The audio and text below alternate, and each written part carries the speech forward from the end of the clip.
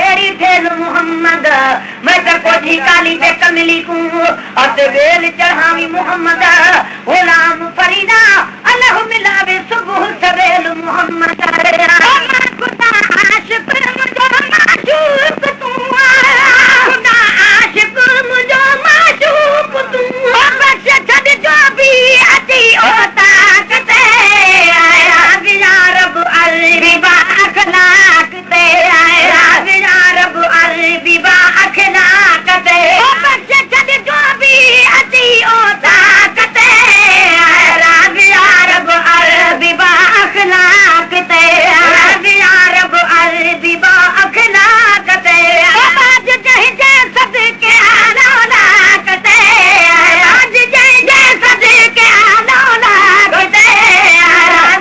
रब अल्लाह बाखलाक ते या रब अल्लाह बाखलाक ते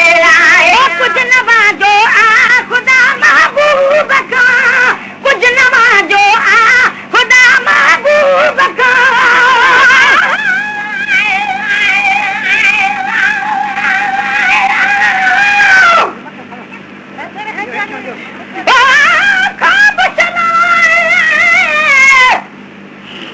खाब जो कुल दिलाज पले दे अगला लहरा मऊर मग दे हथ उधार चढ़े दे गुलाम फरीदा कुर्बान सिवा महियारू तू जो देना के पुन ले आ गए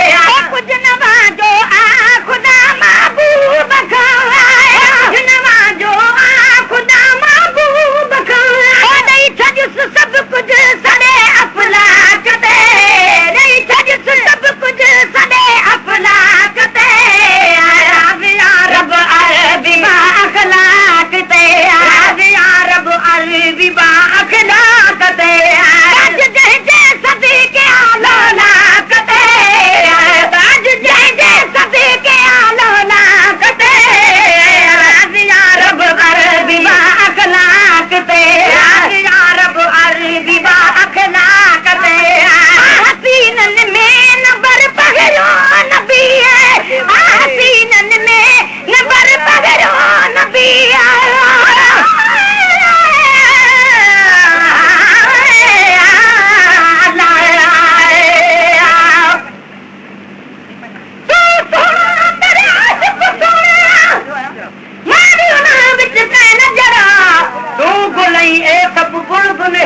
चिड़ी चंडूरे कहा जड़ा सुने मुहा वाले तेरे कोल बहा मैं कमीन दाहे हथ कड़ा कदे हेठ दिया अखा चान सघा नहीं लायक परे कनु तकण जड़ा कर मेर नजर तथी लायक पवा थीवा हित जड़ा विच जस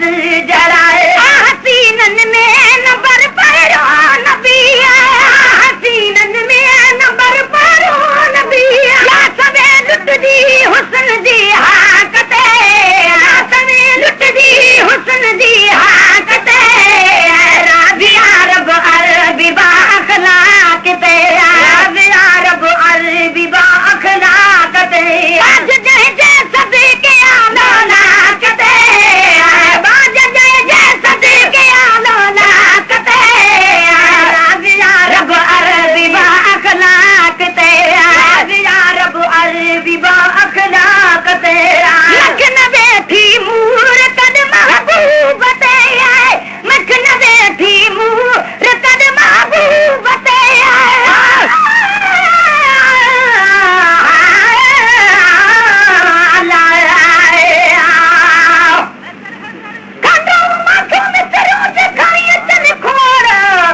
मिठाइयूं सब मुल्क जूं भल कठे कजन किरोड़ सब मट मिठे जो नथियन भली किथे ॾिजे वोड़ हू मिठो मिलंदी खां घणो ये जानी संदी जोड़ कई तालिब मोला तोड़ बोले इन ॻाल्हि जी मखन बैठी मूर तद महबूब